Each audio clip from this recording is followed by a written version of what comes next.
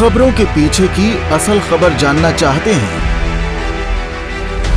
तो देखते रहिए पॉइंट ब्लैंक बाय पुष्पेंद्र। इस पार्ट के अंदर आपके सारे काले कारनामे जो लोगों ने आपने विधायकों को खरीदा, किस किस एमएलए को राज्यसभा में आपने निर्दलीयों को क्या क्या दिया। नमस्कार दोस्तों, जासूसी उपन्यास पढ़ते थे तो उसमें आता था कि वहाँ एक लाल डायरी छुपी है जिसमें सारे राज छुप रहे हैं और पता नहीं कितना खजाना उसमें है। ऐसी एक लाल डायरी ने राजस्थान में बवाल मचा दिया और मुख्यमंत्री गहलोत का मुंह गुस्से से कहें या शर्म से पर वो लाल हो गया है। हुआ यूं है कि राजस्थान सरकार में अशोक गहलोत के मंत्रिमंडल में एक मंत्री हैं नहीं थे, राजेंद्र गुडा।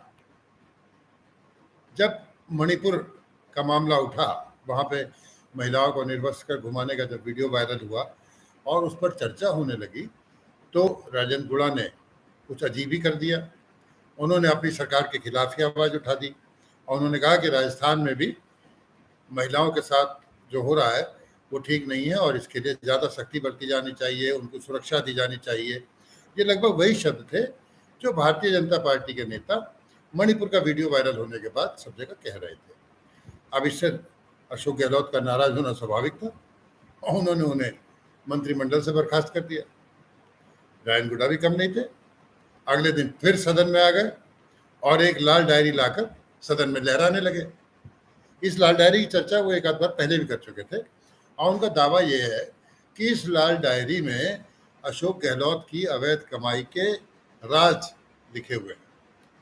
और ये भी खास तौर पर उस समय के जब वहाँ राज्यसभा चुनाव था और जब एक बार राजस्थान सरकार 2020 में संकट में आ गई थी और सचिन पायलट कुछ विधायकों के साथ जाकर हरियाणा के एक गेस्ट हाउस में रुक गए थे, तब की बातें उन्होंने की। इस पार्ट के अंदर आपके सारे काले कारनामे जो लोगों ने आपने विधायकों को खरीदा, किस किस एमएलए को राज्यसभा में आपने निर्दलीयों को क्या क्या दिया।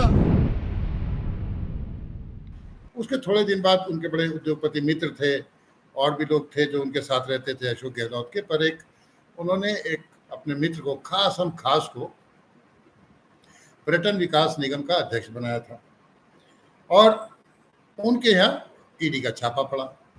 जब ईडी का छापा पड़ा तो शायद अशोक गहलोत को घबराहट हुई होगी कि कुछ पुराने राज ना खुल जाएं। तो जो राजेंद्र गुडा का दावा है, उनका दावा यह है कि साहब उस समय पे अशोक गहलोत ने उन्हें फ़ोन करके कहा कि यार वहाँ एक लाल डायरी है और वो लाल डायरी किसी प्रकार से वहाँ से निकाल लाओ। तो जब छापेमारी चल रही तो उसने कैसे निकाल लाओ, तो उसने नहीं, मुझे पूरा भरोसा है कि आप इसे निकाल के ला सकते हो। अब आप सोचिए कि 150 सीआरपीएफ जवानों का घेरा और उसके बीच में से वो डायरी निकाल लाए बकौल गुडा की। अरे गुडा मूलतः कांग्रेसी नहीं है, ये बहुजन समाज पार्टी के विधायक थे और सरकार संकट में आने के समय कांग्रेस के साथ आके सरकार में शामिल हो गए थे। अब जब ये वक्त आया, मुश्किल वक्त, तब राजेंद्र गुडा ने जो राजदार रहने की कसम खाई थी वो तोड़ दी और सदन में वो डायरी लेकर पहुंच गए। अब सदन में डायरी लेकर पहुंचे तो भूचाल तो आना ही था, बवाल तो होना ही था। वहाँ स्पीकर सीपी जोशी ने उनसे मर्यादित व्यवहार करने को कहा और जो संसदीय कार्य मंत्री थे शांति धालीवाल, उनसे उन्हें रोकने को कहा। जब वो रोकने लगे तो गुडा ने जाकर उनका माइक छीन लिया। तो दो कांग्रेसी विधायक थे, मई दोनों खान ब्रदर्स थे, दोनों पहुंचे और उन्होंने धक्का मुक्की वहां पर शुरू हो गई। गुडा का आरोप यह है कि उनके पेट में मुक्के मारे गए और वो लाल डायरी छीन ली गई, आधी वो फट भी गई, आधी उनके पास रह गई, पर वो उसे पटल पर नहीं रख पाए और मार्शलों की सहायता से उन्हें बाहर निकाल दिया गया। बाहर आके उन्होंने पत्रकार वार्ता करी। पत्रकारों को संबोधित करते उन्होंने दावा किया कि इस लाल डायरी में 500 करोड़ के लेन देन की सारी बातें छुपी राज जो है वो इसमें है और इसी को वो सबके सामने रखना चाहते थे। जब पत्रकारों ने पूछा उनसे कि भाई दिखाइए, तो उन्होंने कहा तो डायरी फट गई, आधी रह गई। हालांकि वो बयान बदल गए थोड़ी देर बाद और एक दिन बाद उन्होंने कह दिया कि साहब उस डायरी की कॉपी भी मेरे पास है, जबकि पहले वो ऐसी किसी कॉपी के होने से मना कर रहे थे। अब वो बहुजन समाज पार्टी से चुनाव लड़ेंगे दोबारा, जो ताकि उनकी एंटी इनकम्बेंसी का जो आरोप है वो ख़त्म हो जाए, या मायावती क्या उन्हें टिकट दे पाएगी दोबारा से उदयपुर पार्टी, जहाँ उनकी जाति के भी बाहुल्य में वोट है, और हमारी जाति जिससे अशोक गहलोत खुद आते हैं उस जाति के भी वोट बहुत है, दलित समुदाय के भी वोट बहुत है। तो क्या वो कांग्रेस से खुद ही छुटकारा चाहते थे और इसलिए उन्होंने ये हरकतें करी? ऐसे बहुत से सवाल हैं। सवाल ये भी है कि क्या जो रैन गुड्डा ने किया वो उन्होंने अपने आप किया या उसके पीछे भी कोई बाहरी ताकतें हैं? बाहरी ताकतों का मतलब आप समझते ही हैं। बाहरी ताकतों का मतलब है कि भारतीय जनता पार्टी, क्या वो उस मौके का फायदा उठाना चाहती है? भाई, भारतीय जनता पार्टी राजस्थान में नैरेटिव्स के लिए और मुद्दों के लिए जूझ रही है। उन्होंने अभी तक वसुंधरा को अपना अगला मुख्यमंत्री प्रत्याशी घोषित नहीं किया। हालांकि सचिन पायलट की लड़ाई और अशोक गहलोत की लड़ाई में कांग्रेस आला कमान ने भी अभी तक वह मुख्यमंत्री का चेहरा पेश नहीं किया है और न ये दावा किया कि वो किसी को मुख्यमंत्री के रूप में पेश करेंगे।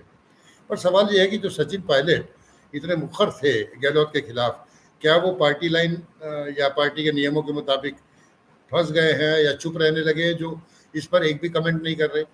लेकिन हाँ, कुछ भी हो, विपक्ष के हाथ में एक हथियार आ गया है भारतीय जनता पार्टी के, और इस लाल डायरी के बाद उन्हें एक भ्रष्टाचार का मुद्दा मिल गया। जो नारी सुरक्षा की बात, महिला सुरक्षा की बातें राजस्थान के लिए की जाती हैं, जब उनके खुद के विधायक ने बोल दी जो मंत्रिमंडल में था, तो भारतीय जनता पार्टी के आरोपों को इससे बल मिलता है। और निश्चित तौर पे आगे आने वाले समय में अभी और भी गर्मी आएगी, वहाँ माहौल गर्म होता जाएगा, और तब ये लाल डायरी और महिला सुरक्षा के सवाल चुनावी मुद्दा बनकर खड़े होंगे। शायद इसीलिए अशोक गहलोत लाल पीले हो रहे हैं। मिलेंगे अगले वीडियो में, तब तक के लिए नमस्कार। खबरों के अंदर की खबर, न काहू से दोस्ती न काहू से बैर। सुर्खियों का मतलब क्या है? खबरों के पीछे की असल खबर जानना चाहते हैं तो देखते रहिए पॉइंट ब्लैंक बाय पुष्पेंद्र। क्या सही क्या गलत, फैसला होगा आपका।